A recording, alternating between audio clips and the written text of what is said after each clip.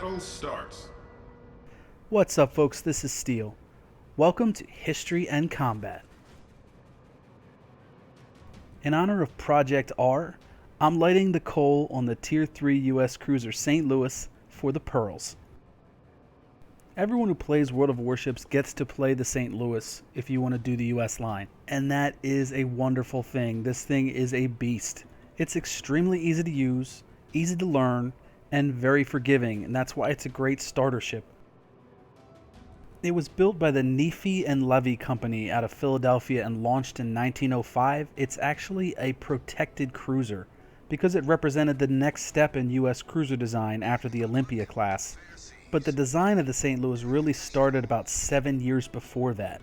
During the Spanish-American War of 1898, specifically the Battle of Manila Bay, American naval combat tactics at the time were confirmed, and that doctrine was to build and deploy ships with quick-firing guns that could produce a rain of shell fire. And that's exactly what happened at the battle when Commodore George Dewey engaged the Spanish fleet.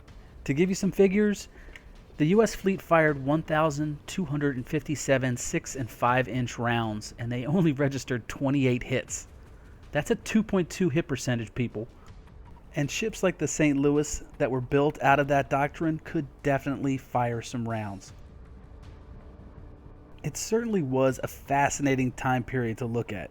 Industrial processes and gun technology was growing at a pace never seen before. It was the height of the steam age, where coal and men with shovels were the source of power. And on top of that, all of the admirals and commanders that were the decision makers at the top were all trained in the age of sail. So the designs of ships like the St. Louis actually incorporated some age of sail concepts. But it wasn't cut and dry. There still was debate on how these ships should be developed, and that basically revolved around armor versus speed. Those of you that know your battlecruiser history know that that type of ship came out of the speed side of the argument, whereas the dreadnoughts came out of the armor side. But the St. Louis was different, where the designers split the baby, so to speak, and they went half armor, half speed. And what they ended up with was a slowish, pretty well armored cruiser, aka a protected cruiser. For myself, I had no idea what ships of this era were like until I started playing this game, and then I got interested. And I guess I had a romanticized view of sailors in bell bottoms, caps tipped to the side, tap dancing across the deck and whistling while they work. But I soon realized that reality was much more gritty. Serving aboard these ships was hard work.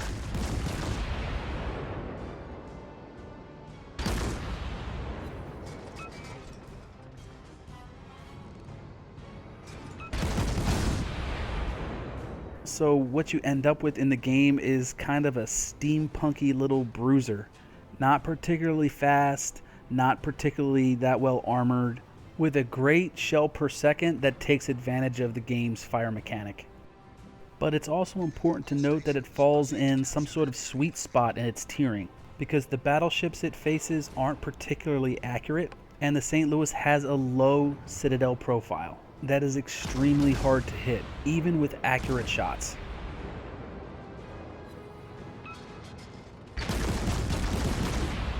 I mean, look at that. That's unreal. In this match, I did take an aggressive approach to B because I wanted to help support it against destroyers, and that's exactly what happened. But at the same time, I don't want to get into some kind of DPM war with another cruiser, so when this other St. Louis engages me, my plan is to turn around and get out. And that's because I'm isolated, I'm vulnerable, and as you can see in a few seconds, I'm going to get the attention of the carrier, and that's not what I want.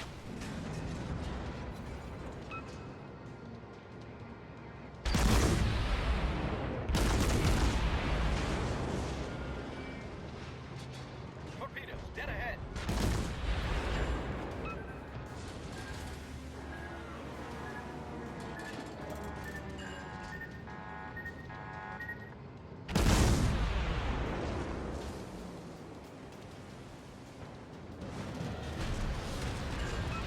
It's good to see a Phoenix show up. Relieved, kind of. It turns this into a 2-on-1 situation. But I'm still focused on not getting hit as much and returning fire as the ship allows.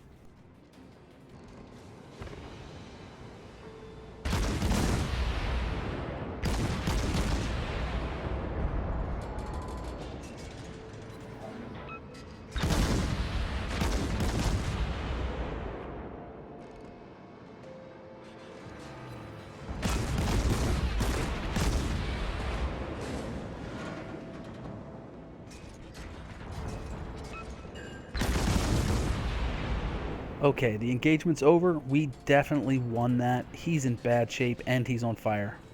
So now it's time for me to reset, try to reevaluate the map, and head to a position where I think I'm needed most. The sweet spot of the St. Louis's service record came between 1916 and 1919. She spent the pre-World War I years in the Pacific.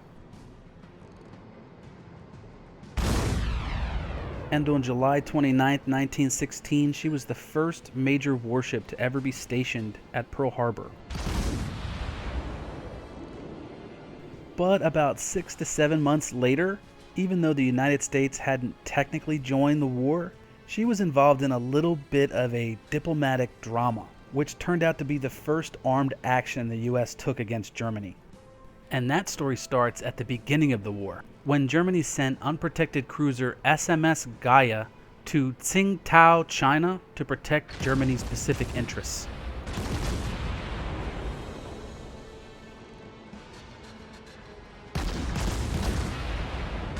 Here in this match, I'm starting to get into the meat and potatoes of what the St. Louis can do. Because this is a medium-sized map in a Tier 4 battle, slow battleships like the Kawachi and the South Carolina are particularly vulnerable because they have a tendency to engage piecemeal and therefore can be isolated. Here the red team's cruisers were way too aggressive. They left their battleships behind, got themselves sunk, so that when the battleships finally do get in the fight, they're all alone.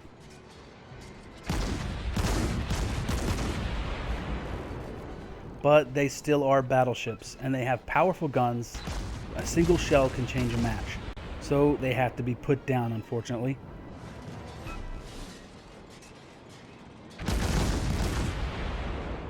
In this particular case, it's the perfect St. Louis situation.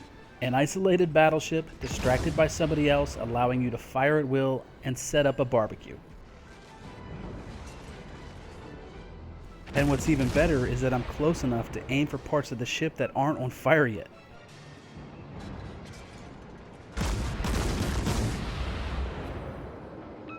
I mean, look at that. If I didn't feel so bad for the guy, it would be glorious.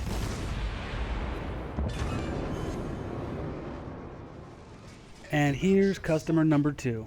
The only question is, does he want brisket, pulled pork, or baby back ribs?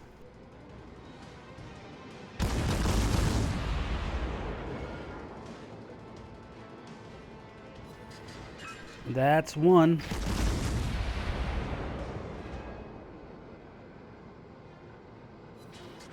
Wow, that's pretty lucky. That's two. At this range, I don't think it's a really reliable shot to aim for particular sections of a ship, so I'm pretty content with letting this guy slow cook with a dash of HE here and there to develop the flavor, you know?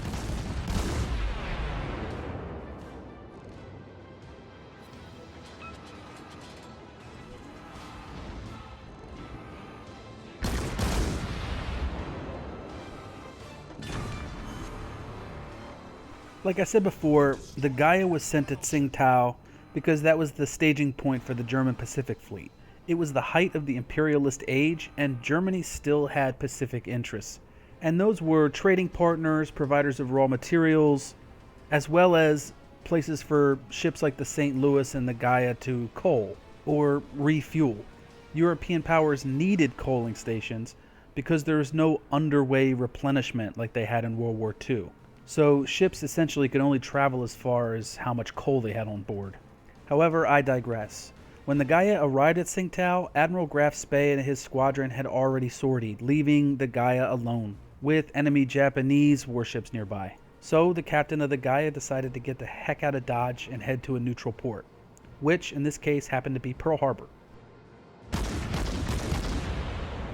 The Gaia made a speed run and arrived on October 17, 1914, with the Japanese hot on her heels. For a while, the Japanese battleship Hizen was cruising the 3-mile limit outside of Pearl Harbor, hoping that the Gaia tried to leave. It turns out that the German collier, which basically means coaling ship, SMS Loxen, was already in Pearl Harbor. And 2 weeks later, the British ambassador sent a letter to the United States Secretary of State accusing the Lachsen of actually coaling some German warships while it was on its way to Pearl Harbor, which would have falsified its declaration of destination, which essentially means the United States had the right to intern both ships indefinitely, which they did. The Gaia and the Lachsen stayed there for about 2.5 years. During that time, tensions between the United States and Germany were growing substantially. So, around 2 months before the actual declaration of war, the commanders of the Lachsen and Gaia decided to scuttle the ships in port. And that's when the St. Louis got involved, or technically part of her crew.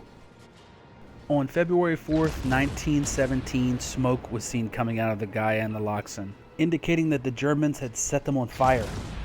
So the captain of the St. Louis dispatched an armed boarding party to assault both of the ships. They were successful without loss of life, but they discovered some sinister things going on.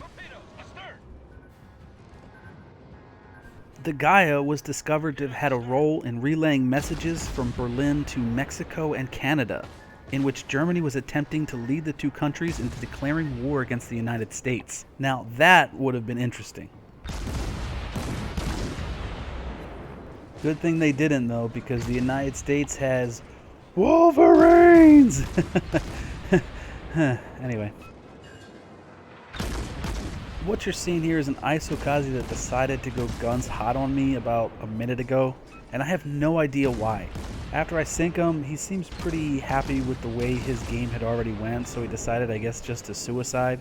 If it were me, I would have decided to stay stealth, cap, and then torp the crap out of us. But he gets one on me anyway because I underestimated his reload time.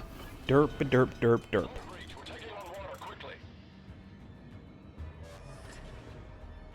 About 2 months after the Gaia incident, the United States and the St. Louis were in World War I. So the St. Louis was quickly transferred to the Atlantic because there was a desperate need for cruisers and destroyers there. In just the month of April 1917, the month the United States declared war on Germany, the British had lost 874,140 tons of shipping to U-boats. British grain stores had dropped to less than 6 weeks' supply, and when the people at home are starving, that means the war is over.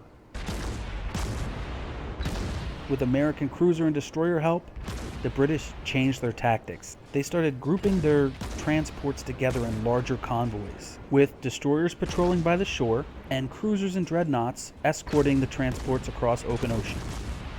Fortunately for the British, this tactic worked. By the time November came around, the British were only losing 300,000 tons per month. Not great, but definitely more manageable. In that effort, the St. Louis made 7 round-trip crossings of the Atlantic. Now that's a long way to go. And although she never got to actually fire her guns at any spotted U-boats, there was one documented incident which was a close call, where a nearby transport packed with ammunition spotted and dodged a torpedo. After World War I was over, the St. Louis made an additional 7 round-trip crossings in the Atlantic, shipping troops back home from the front. That's 14 round-trip crossings of the Atlantic in 2 years. That's quite a feat. The last mission the St. Louis took part in was actually humanitarian, though. During the Russian Civil War and the Turkish Rebellion, the St. Louis delivered vital food supplies to refugees in Constantinople, Sevastopol, and Yalta. The St. Louis was ultimately scrapped in 1930, but she most definitely had an interesting career.